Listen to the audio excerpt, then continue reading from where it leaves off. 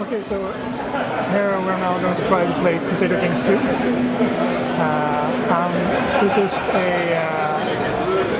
historical simulation game of the medieval ages nobility. I like the options you have here. So we can go for different areas. Here is actually just a short selection of the different areas where you could start off. Basically, we're starting off at an historical point in history, and then from that point on, when we hit play, we're going to diverge from history and create an alternate history. So we can start in the Viking Age, or in the Middle Ages, or in the High Middle Ages. So this is the 867 start. This is when the Vikings are very strong and they are ravaging Europe and creating all the different kinds of castles. And it's also a lot of texts, like I said. There are a lot of texts describing all of the different things that are happening in the game. That's really nice. Because this is a kind of a simulation, there are going to be a lot of things happening around you that you don't really have total control over. This is just now the game rules menu, where you can set up exactly what type of game rules you want the game to play after. We have added a lot of these because we have some pretty big mechanics that can affect the gameplay a lot, and if you maybe you want to tweak them down a little bit so they're not that much impacting in the game. The goal of this game is actually very open-ended. You really have to... there is some kind of arcade goal that you get some score points, but the score points are basically how prestigious your dynasty is and how successful they are in the Game of Thrones, like how they actually manage to grab power among the nobility. I was going to say, this I probably need to read this, but this is also like you do with when you're signing stuff. Do you agree when you're playing stuff?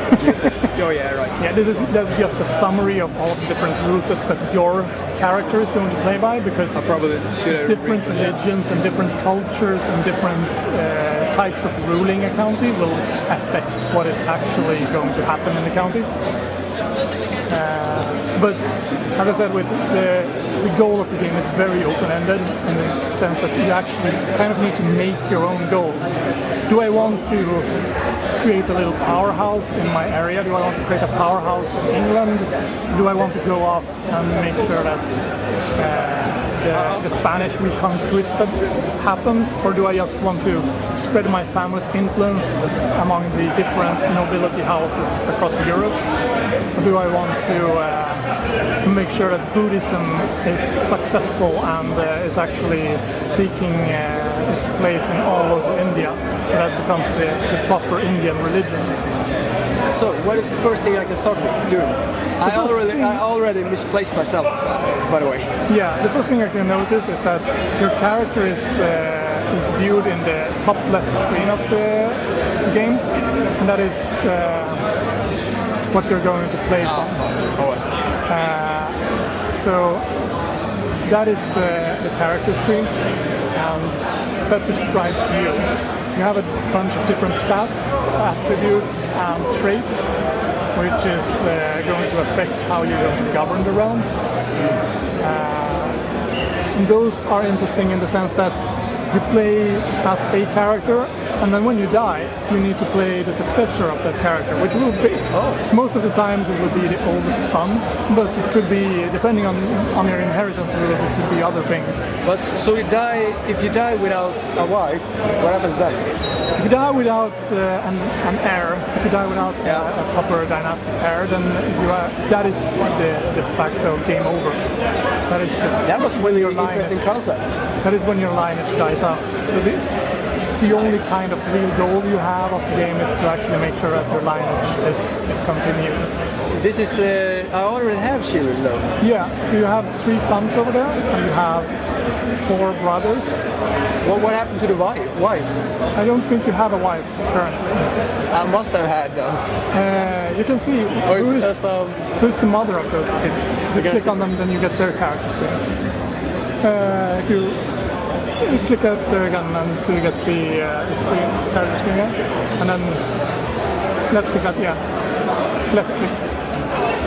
And then you get... Okay, so this is Siegfried Halfdanson, who's a historically scripted character, so he's a bastard of yours. So we have an unknown mother for him.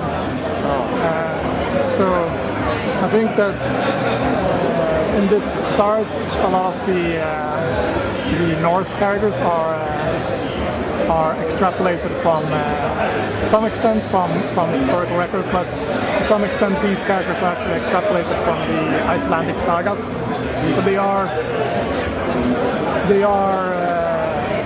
supposed to have existed in some kind of form, but maybe not in the sagas form. So these are a little bit fantasy characters in the sense that we don't actually know exactly if they have existed in the exact form that they're described in the sagas. But we try to go for historical accuracy in the other parts, where we do historical research on the setup of the game. So That should be a really one. Yeah, he has some interesting traits as well. If you hover over the trait list, in the right hand side with the icons over there, you can see that he has the education of a tough soldier, he has a Viking and a hunter, and he's brave, shy, but just and thoughtful. So yeah, he's brave and shy. Yeah, so he's probably going to be a good person to have by you on the battlefront. I think So that when I now have this game just on, not really standby, but have this just checking around, is this game progressing? the game is currently ticking. You have, you see on the top right, you have a date, and you're currently taking one. There, I can pause. Yeah, so you can pause that and you can let it progress. You can also change the game speed quite drastically if you want to and play it on higher speed. It will pause on every event pop-up when something happens that you need to take an action on. So how do I find myself again on the map? The easiest way would be to click on the title up next to your portrait. Yeah, This one? that one, yeah. The title of the Petty Kingdom of Jorvik. Oh, yeah. Oh, that was nice. And I think actually now that we started in the 867, you actually start in war with the punitive war for the English king that actually killed off a Norwegian Viking king, if I believe correctly. If I remember those details. So his sons now actually banded together to, in their sense, destroy England and actually put an end to the English rule. Is this based on facts?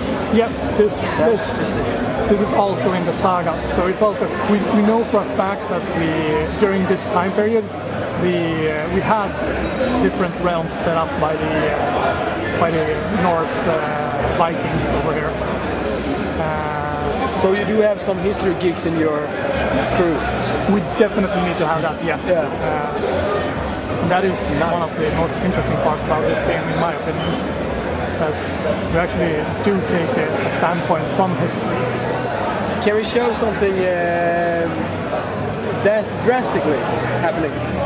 Well, you could, if you take control of your troops, you do the green ones that you have in Jorvik. If you select them with a drag box, there. like that, and then you can merge them together with the little arrow buttons on the top of that, or more on the top. You see 4 armies. That one? No, on the right one of that. Just right on the... that one? Yeah, exactly. Then you merge them together. So now they're one army. And then you could actually go out and try to fight the English because you're at war with them. So if you start ticking the game in speed 3 or something, now we can see it play out. Now it's a speed 1, speed 3. Oh, there. and then you will see red armies walking along, and you can see the borders are glowing in red. That means that you're in war with them. But you could try out to war, out attacks. I mean, yeah, you need to move into their provinces and siege down their castles.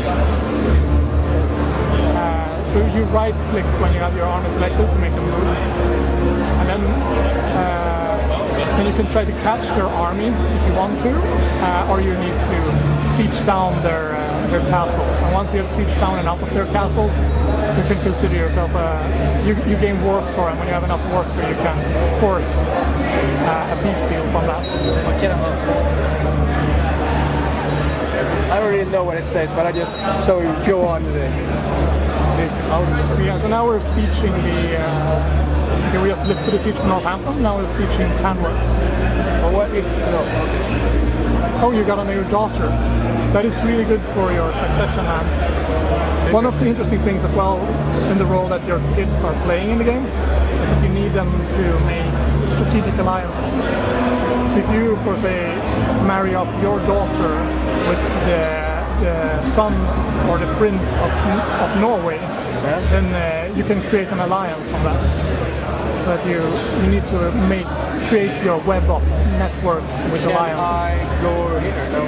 You will need to raise some boats to actually reach the mainland. But right now I think the most important task you have to do is to fight war against the English.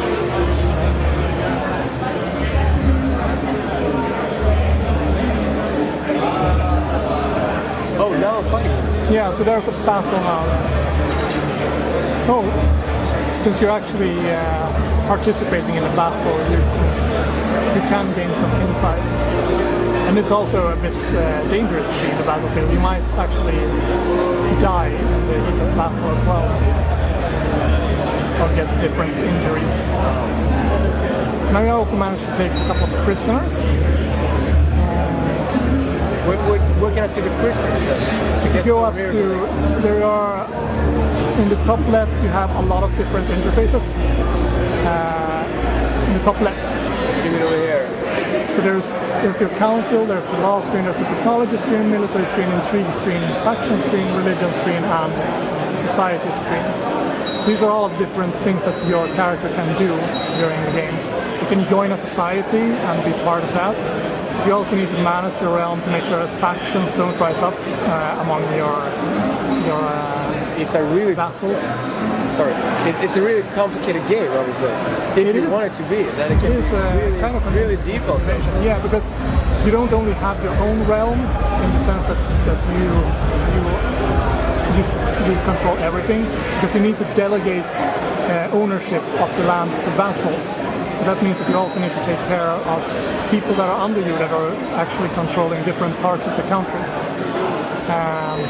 That means also that their loyalty is also always interesting. You always need to keep their opinions of you high, or you could rule by tyranny as well and put people in prison to make sure that they don't rebel against you. But there are different pros and cons to the different playstyles. Yeah, I can understand that. That makes sense. And the last thing you want to say? I think that one of the things that is hard to show in a really short view here is that one of the really interesting parts of this game is when you get a little bit of a bigger realm and you actually need to do a lot of handling of your vassals and do a lot of internal politics to make sure that everyone goes along happy together with each other and to manage all of the inheritances. That is the best part about this game, is that you have so much of an internal power struggle that the external gameplay is not really the most interesting part. If you wage war against a foreign realm, that might not make a big thing in the big picture. The big picture is actually to focus on internal strikes. And it can actually also be really fun to not play the top dog of a realm. It can actually be fun to play just as a duke in the Holy Roman Empire, and that can make for some really fun and interesting gameplays. And that you also need to to focus on what kind of characters are you playing. Are they kind or are they unjust and arbitrary in their rule? Because that also makes a difference if you can trust them or not. I like that you can click on this information windows that you can click on characters also. Yeah, because So you every can see every character is making decisions here all of the time. So it is important to make sure that you familiarize yourself with the people that you're surrounding yourself with. Yeah. This is not a game to be played like I have done, I would say. Maybe not. Maybe I would also say that it takes hours and hours to actually to do a full campaign. I would say that a full campaign can take everything from 30 or 50 hours to upwards of 150 hours, depending on how closely you take all the decisions and how much you try to speed forward. One thing that I really like is that you have the siblings comes in play. Yeah. That's a really nice idea, I think. Really unique. Yeah, depending on different kinds of inheritance laws, you can get in some real trouble if you don't manage your familial relationships properly. Yeah. Can a family go against you? Yes, definitely. I mean, it's very much a possibility when you play in the beginning of the game, and you usually start out with a gavel kind inheritance law, which means that all of the different sons and daughters of the current ruler will have a claim in the inheritance. So the realm gets split up on different people. And that means that everyone will then fight for the ultimate power. Oh. And that can create some really big power struggles and some real inheritance problems. Are there more questions you have on the game? I think that's good if you don't want to say any more. No, I think that's a pretty good introduction to it. Thank you. Thank you.